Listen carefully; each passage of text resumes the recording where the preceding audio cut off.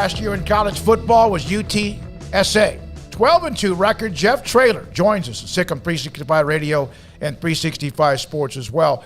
And I don't know if you want to know this or not, but on Monday night, I spent about an hour on a Zoom interview with Dr. Hunter Taylor and also Danny Long, and a lot of the conversation was about you. Well, I would love to know how many embellishments there were told on that. That'd be a hell of a deal to listen to, I can promise you. Well, we'll get into that maybe at some point, but let's get into 12-2, the momentum. I know it didn't end the way you wanted, but how much of that carried over into the spring? It hasn't changed since the day one. Our kids have been bought in since our very first team meeting.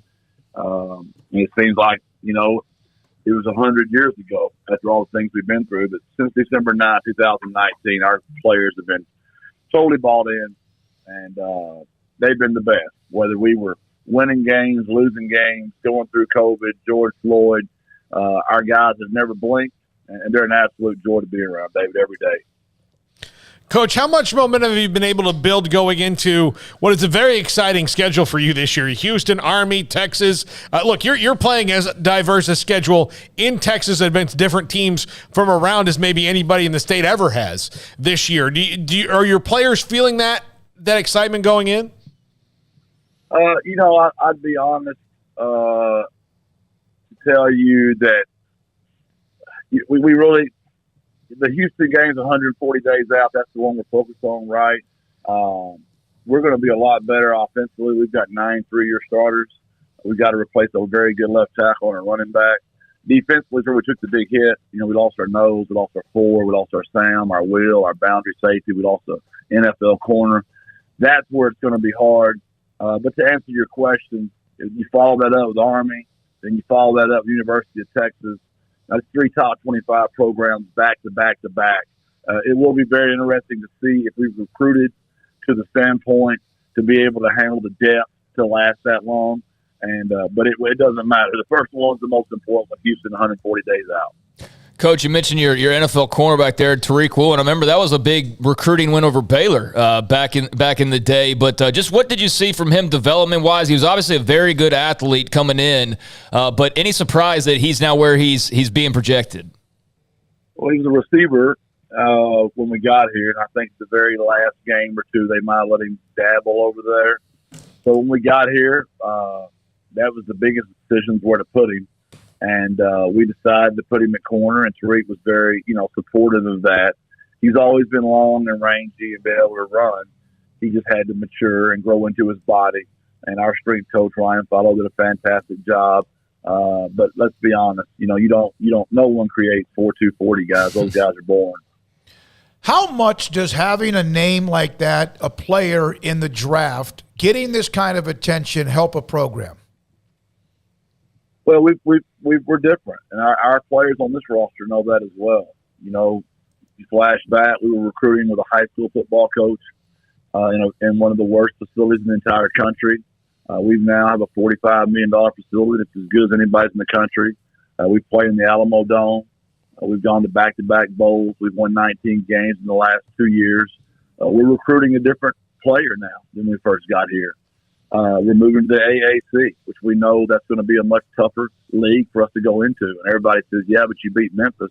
Yeah, we beat them one time. You're going to have to play somebody else the very next week just like them. So our depth has to get there. If we wait to go to the AAC before we start getting ready for the AAC, that league's going to eat our lunch. We got to get ready for it now. Coach, San Antonio is a city. I mean, when they've got their arms around something, I mean, you know how much that everybody loves the Spurs. The city has really adopted you, whether people are alums or not. You are the city's team now. How has that helped recruiting and helped the vibe around the program? If you go back and watch that very first interview, our introductory press conference, that was our goal. We've been very intentional to become the football team of San Antonio. It's one of the reasons I decided to stay here during the off season is just because the community, the city, they're such good people. They really appreciate what we do here. And I know the winning always makes it better. I'm not naive, but these people are just wired differently. They're very loyal. I love going to the Spurs game. They're still packing that place. They still go. And, we haven't had the greatest run here in the last 4 or 5 years. But that play-in game is a big deal. We're all going to be at the Spurs game. There's a very, very neat fan base, and we're so thankful they've embraced us the way they have. Coach, what is it like without Sincere McCormick being back there? Just a tremendous player, obviously, for you guys the last few years. But how do you feel about the running back room, and what's it like in terms of trying to replace his production? Well, even though we lost 23 players in that bowl game because of COVID and various reasons, NFL, I felt good because everybody in the bowl game was going to be returning for us the next year, except the running back room. Even Sincere's backups were seniors. So we lost Sincere, we lost Brendan Brady, we lost Billy. So we lost those top three. And in spring, now we've lost 3 more running backs for the year. We've had 2 more knee injuries and an ankle. So we are absolutely depleted. So we are in the transfer portal looking for running backs feverishly right now. Sincere McCormick's greatest ability was his availability. He never missed a practice. He never missed a game. He never fumbled. He always showed up with a great attitude and a great smile. We're going to miss him tremendously. Yeah, and you mentioned the transfer portal. Can you imagine with what has happened and transpired if it wasn't there? Because there's a lot of argument about, is it open too long? Is it too easy? Whatever else. But in this case for you, the timing is good? Well, I don't know what we would do. And we're not going to panic. We're not going to bring in a bad player just to bring in one.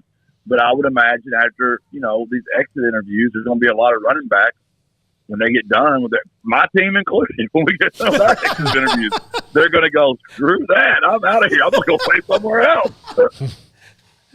Oh, my God. It's going to be honest when we get you on the show. Jeff Traylor, UTSA head football coach with us on Sikkim 365 Radio. So you guys are playing your spring game tomorrow night, Coach? That's unique. Yeah. Yeah, I just didn't want to mess with Easter. I wanted to get started before spring break. I felt like most schools would be out of school on Friday.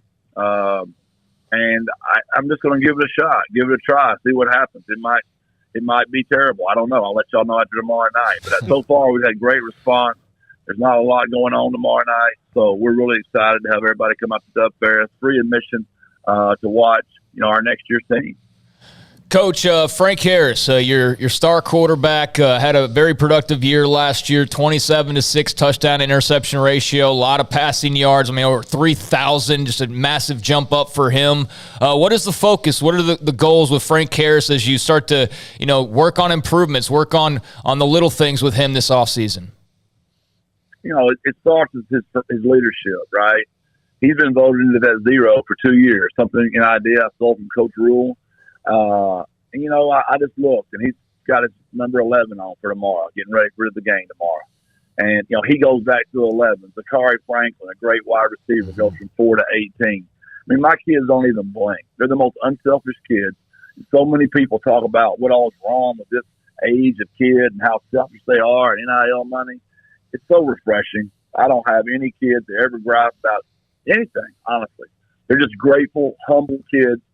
So it starts with his leadership. But as far as improvement, he's the most improved quarterback I've ever coached in my entire career. We made a throw today. He checked to a field throw on an out cut from the left hash. And I looked at my offensive coordinator, Will Stein, and I said, man, we used to have to reduce the split to the field just so he could throw the ball to the field. And now he checks that play. He throws a full throw across. Unbelievable with his feet. Great leader. Took us to the conference championship. One of the most unbelievable humans you ever meet in your life. He has a smile on his face every day. I'm just blessed to be Frank Harris's coach. You had some great quarterbacks in high school, and then, of course, the time at Jacksonville when the McCown brothers came rolling through there, which is a lot of what Danny Long and Hunter Taylor and I talked about. Still happening. And, there's now one that's in Colorado that was at Rusk High School, and there's more and more to come. Do you just know – I guess it the arm strength and mobility and dual threat and whatever else. But how does leadership just seep out and you watch how other players maybe migrate around those type players? Well, yes, sir. I don't want to take credit for that, David. But, the years out with Danny, we had all McCallans pretty much. In my 15 years at Gilmer, almost every one of those kids were Division I quarterbacks. I come here, I've got a really good quarterback. you don't get in the chairs that we're in without great quarterbacks. So I don't want anybody to hear this think I'm taking credit for anything. But I do believe you can recognize the locker room. The guys know. Players always know. They just know. And I can't explain it. It's an it factor. It's a short letter word, a 2-letter word, IT. And then they got to be good players now. You can't just be the greatest public speaker and be tough and be handsome and get to win the quarterback job. You got to be able to throw. You got to be able to run. You got to be able to lead. You got to be tough. There's so many things about it. But I've been blessed. I've been coaching 32 years, and those last 23, 18 as a head coach, I've had great quarterbacks every year. All right, so this is from a former player that wanted me to ask you this question. What have you learned from your time coaching at the high school level that you were able to bring with you to the college level? Players want to be loved, but they want to get better. And if you love them and you can make them better, I don't care if you're coaching junior high for Danny Long in Jacksonville or you're coaching the Big Sandy Wildcats in 1990. My basketball teams there, I was the head basketball coach there for a few years, and those kids are no different. You love them and you can make them better, kids will run through a wall for you. You don't have to treat them great and still make them better, and they'll play for you. And that's the only thing I would say. Man, treat kids good like you would your own children and make them the very best you can make them be. They're all made differently. God made each one of them unique. And you just make each one of those children the very best they can be. And they might be mad at you in the moment because you're having to tell them things they don't want to hear. But in the end, they know you're trying to make them better. So, I've been told the plastic is off the white couch. Brother, I mean, that dog now, Izzy, the little black, whatever she calls it, Cavapoo, she gets to do whatever she wants to on that couch. Me and the children, we still got special rules that only apply to us. No drinks, no food, no, coming in after you've done yard work, which I'm sure your kids do for you. Nothing, right? Is that a battle you've won? Is that, or is there still kind of more battles you have to win with that? No, I totally waved the white flag. I limped upstairs to my brown leather couch that got the boot and the move, and I eat my chips and hot sauce on my brown leather couch upstairs in private, and I've let it go, David. I've learned. It's over. Have you ever purposely, accidentally dropped something on the white couch just to see the reaction? Heck no. I've been married 30 years to this woman. I do not want the wrath of Care Bear on me. No way. Is the bird feeder still in existence? No, because we have an 8-pound Cavapoo now, and she's afraid, like the foxes and all the other animals, they're going to eat the bird food. We're going to take her Cavapoo away. So, no, even my birds are gone now. Oh, Danny. Oh, Danny Long, and told. Hey, one more thing about when you were a young assistant, when he brought you to Jacksonville. He was hard on you. He was really hard on you and also on Kurt. You're the one that suggested to bring Kurt because he's an offensive line coach, but we know that Danny is the offensive line coach. When you think back to those days and how all that developed, that gave you your shot as well, what do you remember most? How dumb I thought he was when I worked for him, and how much I couldn't stand him, and how smart he became my first day on the job at Gilmer. I bet I called him once a week. I was a young know-it-all. I'm sure he'll tell you. He couldn't stand me most of the time because I was always the smartest guy in the room, I thought. And what I learned when I went to Gilmer is I didn't know anything, David. I thought I knew everything, and I knew nothing.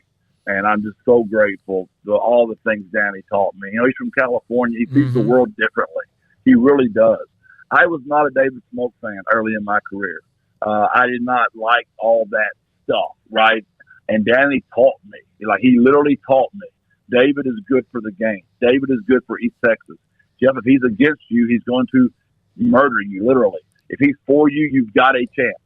And he just taught me things like that. I'm from Gilmer, David. I'm in East Texas through and through, thick-headed.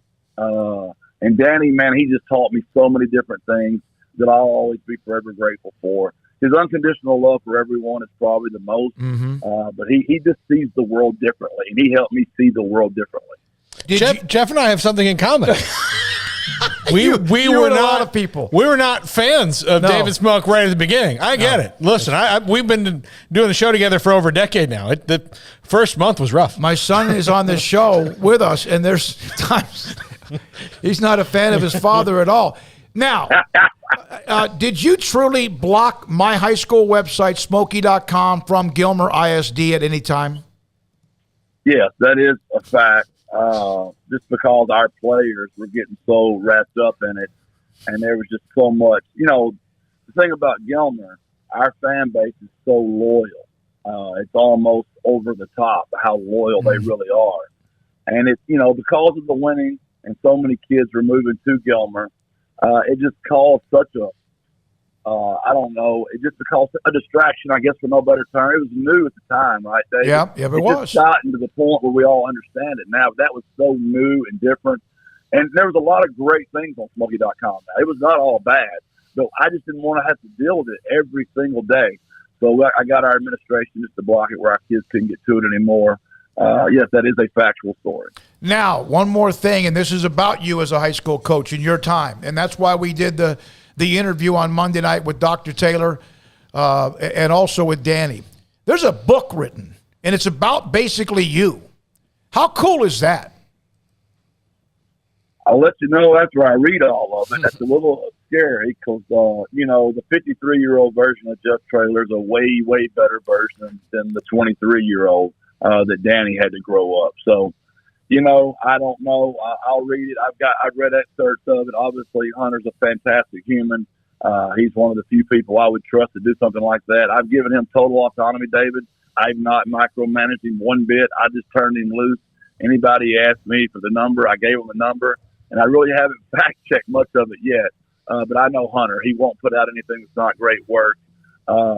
Anything that gets extra attention for Danny Long and Matt Turner and Alan Metzel and the Gilmer Buckeyes and all our fan base and our administration back home, it's all a positive thing. And East Texas as well. I mean, Dennis Alexander, Jack Murphy, those guys were such role models for me. They just made me want to be great. Anything we can do to get attention. Because East Texas, let's be honest, David, it gets overlooked quite a bit. And the more that story's told, the better it is for all of us. Well, it's called Draw the Line. It's about Jeff Traylor and East Texas high school football, your time growing up, eventually taking over at Gilmer and what you're now doing at UTSA. Is it fun? Are you still having – I know people say, well, you're not having fun, you'd walk away. You still have a long way in front of you as well. How much fun are you having and enjoying this journey? It's a lot like Gilmer, right? It's a build. We've got a lot to do, Dave. We've got a lot left to do. But I feel strongly that God almost prepared me in that 15-year journey at Gilmer to come do the same thing here. I really want this thing to be everything that Dr. Compost and President Amy visualized this thing being. We've got fundraising to do. We've got facilities to get done. We've got new conferences to move into. We're nowhere near there, but I'm having an absolute blast being used as just a tool, a small tool, just a straw in the drink, David, to stir this thing. I'm having an absolute blast. And what's funny, I see Rodney Webb moving to Highland Park administration. All my buddies are Wayne's retiring. All my buddies are stepping down, David, and hanging it up. And I just signed a 10-year contract. Shows you how dang smart I am, David. Yeah, Rodney Webb is now a part of administration at Highland Park after Geyer and, of course, Rockwall, Royce City, and many other places as well. Hey, we appreciate you, man. We love you, Jeff. Thanks for your time today. Feeling is very mutual, David, and I do want everybody to understand. I might not have been a David Smoak fan early, but I'm as big a fan as anybody in the country of David Smoak. One of the most honest, loyal, hardworking, loves the game of football, dear friend and huge fan of David Smoak. Thanks for having me Thank on. you, buddy. Thank you, Jeff. Jeff Traylor, he's the head coach at UTSA. They were 12-2 last year. They took it on the chin against North Texas, and then, of course, things didn't end exactly the way they wanted, but that was one of the programs that was one of the better stories in college football a year ago, no question about it. Yeah, 12-2 UTSA, yeah. I'd say so. Not the finish they wanted, obviously, and weren't gonna, delve too much into that because it's in the history books now. But just tremendous run, and them getting him signed to an extension last fall was a big deal. I'm curious to see, what the market looks like again this next upcoming offseason because that's not going to go away. I mean, the more that they succeed, the more his name's going to be a hot name. So they'll have to deal with that, but that's a good problem to have because that means that they're doing well and he's doing well. And so the more attention, the more that they can use that to their advantage and keep building. But, having Frank Harris back is a big deal. Tariq Woolen is a loss, as a Sincere McCormick and others. So yeah, good luck to him on that running back room because it sounds like they're gonna need a little bit of luck in that transfer portal or a little bit of fortune in that transfer portal to find some backs, which is the benefit, like we said, versus all the complaints about it. It's gonna save their bacon potentially for next season, just having that opportunity to go and find another running back. When we come back, the 5 o'clock hour, we have a guest at 5:30 and John Machota. Jerry Jones today spoke for the first time, I think, since probably